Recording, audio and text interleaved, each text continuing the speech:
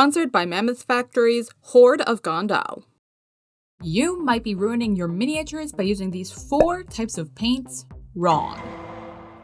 When you first start, miniature painting can be overwhelming. So before you make that next purchase or pick up your paintbrush for your next model, let's delve into the vital insights I wish I had before investing in my paint collection. There are 4 main styles of paint: opaque paint, contrast or speed paints, washes, and glazes. Each of these paints achieve a unique effect on your miniature, and while some can be used anywhere at any time, some cannot. So let's break it down to the right time and the right place to use each one.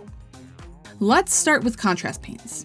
Contrast paints, speed paints, and the like are an all-in-one paint that is intense enough to cover the surface of your model in color, pools into the recesses to give instant shadows, and pulls away from raised areas to create highlights.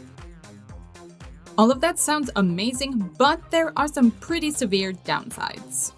I'm beginning by giving my model a heavy zenithal with white ink from above to give the contrast paint a bright base. Contrast paints, speed paints, etc. work better over a brighter base. Though you can use the zenithal technique like slap chop to add more intense shadows to your model, you always want to lean heavier on white. To push my white even brighter, I'm dry brushing on a light coat of white paint. While the white ink creates an incredibly smooth gradient through the airbrush, if you want that bright, intense white, dry brushing is a great way to get it. I'm mixing up my red contrast paint with a bit of purple contrast paint and water to create a burgundy, perfect for fall leaves. I prefer to work with diluted contrast paint, as I tend to find undiluted contrast paints are so intense they can totally cover the zenithal I previously applied. The texture on this cape is perfect for contrast paints. The paint sinks into the recesses of each leaf and between the rows of leaves while wicking away from the raised veins and edges to help each leaf individually stand out. I'm applying this paint with a large flat brush to distribute the paint evenly across the model. This helps prevent the paint from pooling unnaturally due to brush application. You can achieve the same effect by using the side of a round brush.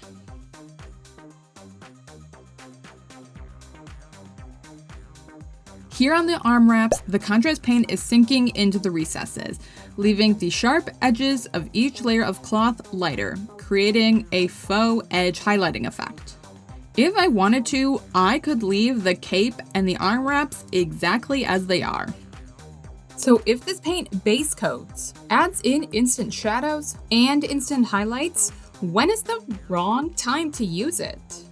Contrast paints are difficult to use on smooth areas, especially if it curves. Space Marine pauldrons and legs, the curves of cloaks or fabric, or any large area where the contrast paint can collect are all examples where contrast paint looks unnatural and can dry to appear splotchy.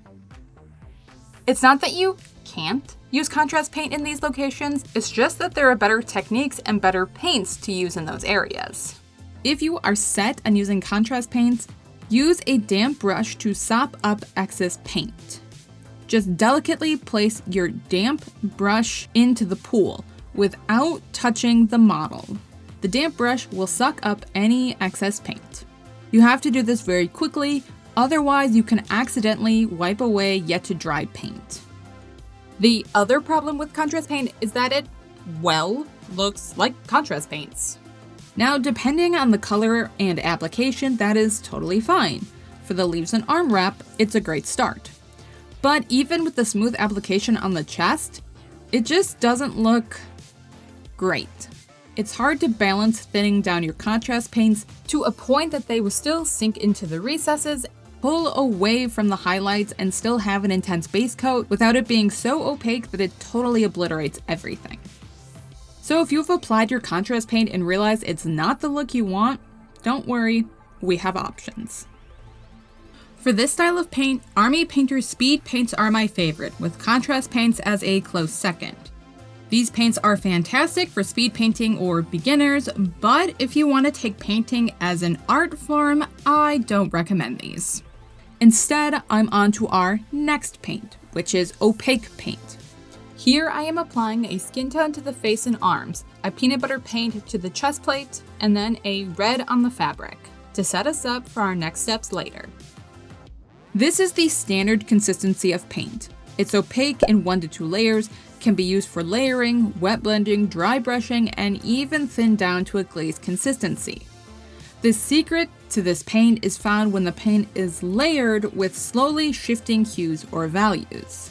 Layering is one of the key techniques of miniature painting, and there is never a wrong time to use it. Let's talk about layering through dry brushing. But first, let's talk about this week's sponsor, Mammoth Factory. If you're looking for a Kickstarter that has literally everything you need to run your next D&D campaign, this is the one for you. The Horde of Gondal, Get Rich or Die Trying, offers 8 classic fantasy adventures and 1 world-shaping campaign for 10th level and lower. The Kickstarter includes 200 premium miniatures, unique magical items, play-tested battle maps, VTT tokens, and more.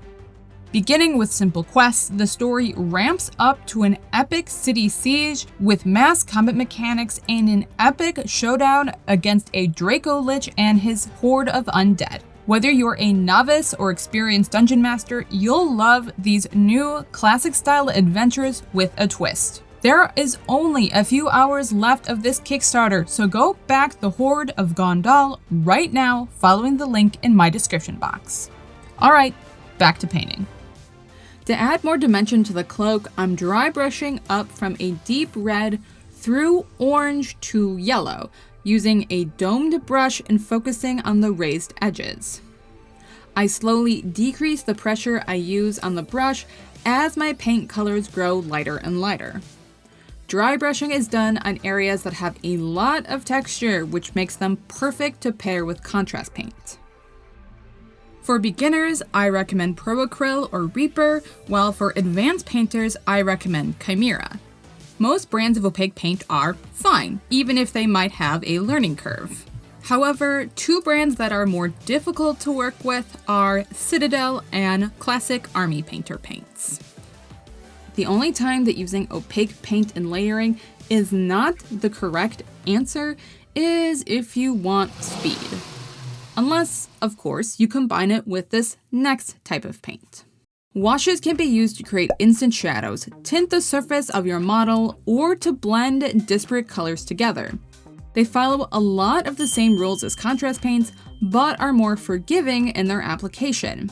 Since washes are not acting as our base shadow and highlight color, the application doesn't need to be as flawless as with contrast paints. I'm darkening down all of the armor with a brown wash, even on the chest plates. Here, I'm specifically pulling the brush downwards towards the underside where the shadows are naturally more intense.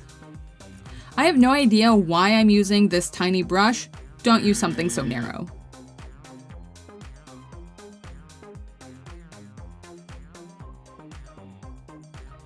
On the back, I'm using a deep red wash and going over the cloak, as I feel that I've lost the depth I had created with my contrast paint.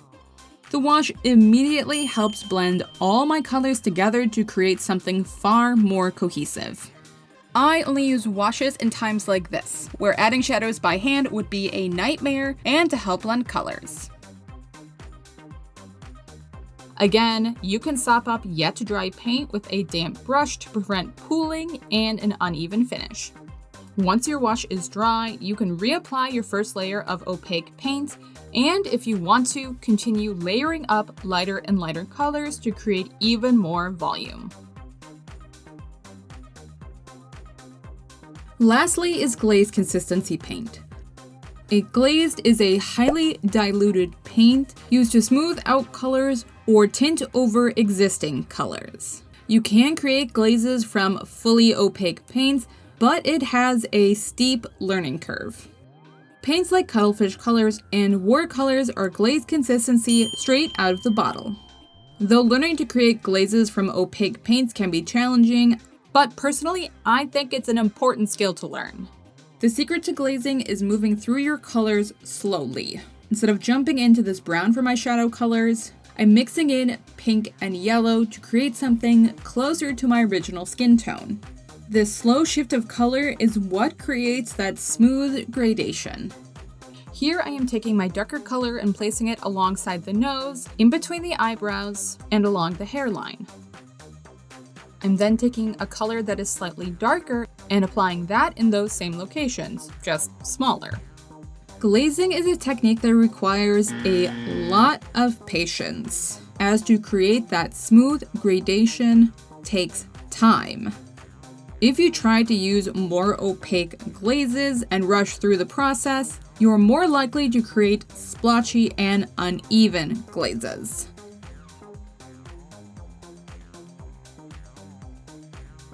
Then I'm creating a glaze of my original color and blending out any mistakes.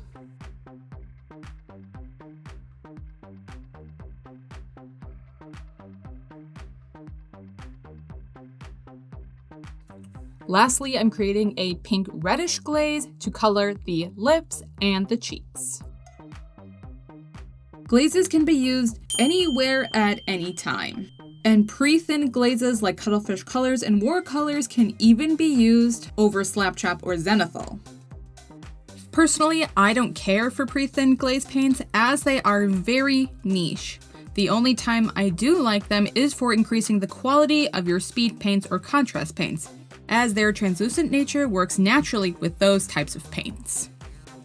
If you like what I do, you know the drill. Like, comment, subscribe, go join me on Patreon. Thanks so much. I'll see you next time.